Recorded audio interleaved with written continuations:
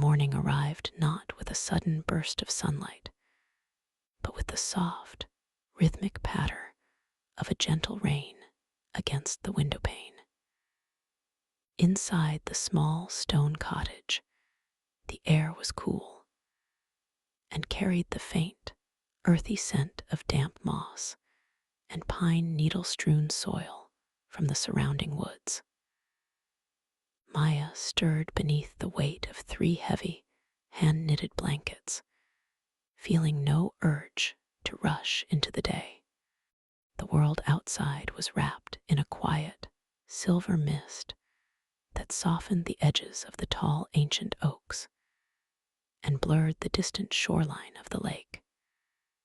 She lay still for a few long moments, listening to the steady cadence of the water drops sliding down the glass and the occasional sleepy chirp of a sparrow sheltering beneath the eaves. There was a profound peace in knowing that the entire day stretched ahead like an unwritten page, free from appointments, deadlines, or noise. Eventually, the warmth of the bed yielded to the gentle invitation of a new day. Maya slipped her feet into a pair of oversized, wool-lined slippers and threw a soft, oversized cardigan over her shoulders. Each step across the smooth wooden floorboards felt deliberate and grounded. She walked into the small kitchen, where the shadows of the morning still lingered in the corners, creating a sanctuary of stillness. The kitchen was her favorite place on days like this. It smelled of old wood, dried herbs, and the quiet comfort of home. She began her morning ritual by filling a heavy copper kettle with fresh, cold water from the well filter. She placed it on the small stove, lighting the flame with a satisfying click and a low, steady hiss. While the water heated, she selected a ceramic mug from the shelf, one that had been thrown by hand, its surface textured with the subtle ridges of the potter's thumbprints and glazed in a deep, soothing seafoam green. Into a small silver infuser, she measured a spoonful of loose-leaf chamomile, dried lavender buds, and a single leaf of crushed mint. The dry herbs released a faint, clean fragrance as they settled into the mesh.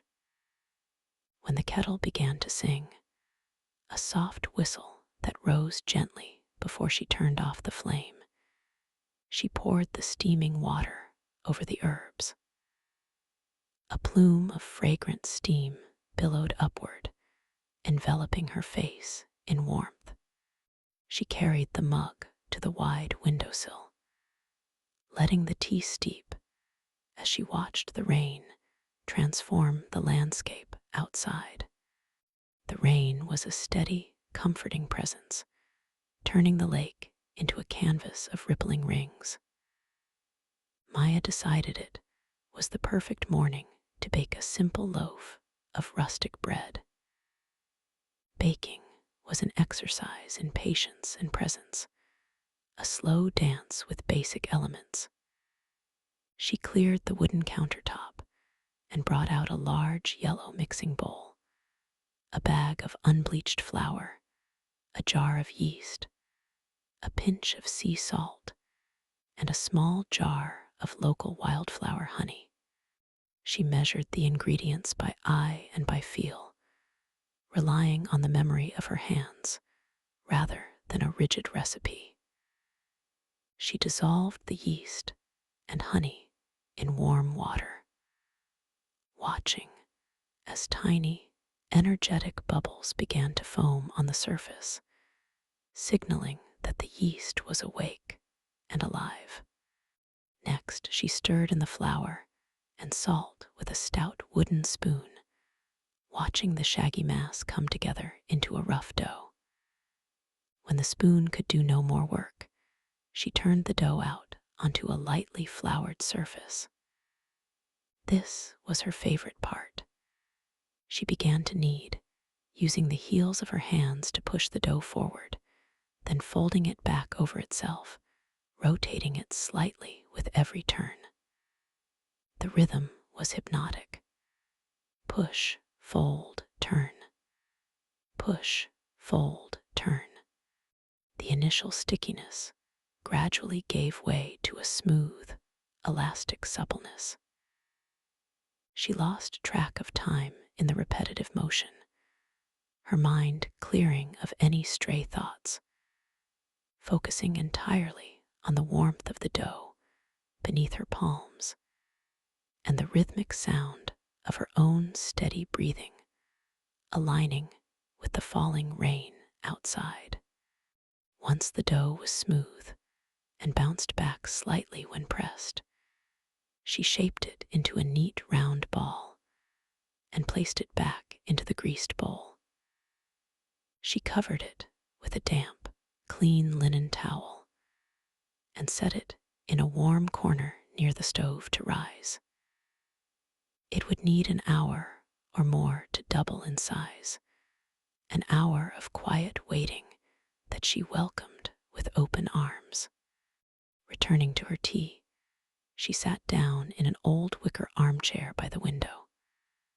Outside, the world had slowed down to match her pace.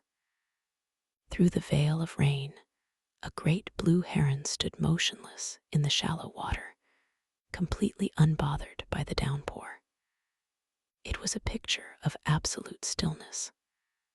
Maya watched the bird, admiring its focus and its complete harmony with the environment.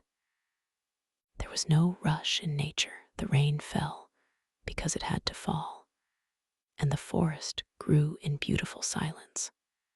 When the heron finally took flight, vanishing into the mist, Maya checked on the dough. It had risen beautifully into a soft, pillowy dome. She gently shaped it into a rustic loaf and slid it into the preheated oven. As it baked, the cottage filled with the rich, golden aroma of baking yeast and caramelized flour. It was the scent of absolute comfort. To pass the time, she opened a book of poetry, letting the words wash over her as she listened to the rain. When the loaf was ready, she pulled it out, admiring its deep golden crust that crackled softly in the cooler air. After letting it cool, she sliced off a thick, warm piece. The crust shattered under the knife, revealing a soft, airy interior. She spread a generous layer of salted butter over the slice, watching it melt into the bread, followed by a drizzle of wildflower honey. Every bite was pure, mindful bliss, anchoring her completely in the present moment. With her soul thoroughly at peace, Maya wrapped herself back up in her wool blanket. The rain had softened to a gentle mist, and a pale, golden light was beginning to break through the clouds, painting the lake in shades of pearl. The afternoon was fading into evening, but there was no need to hurry. She closed her eyes, letting the ambient sound of the dripping trees lull her into a deep, restful sleep content with the quiet magic of the day.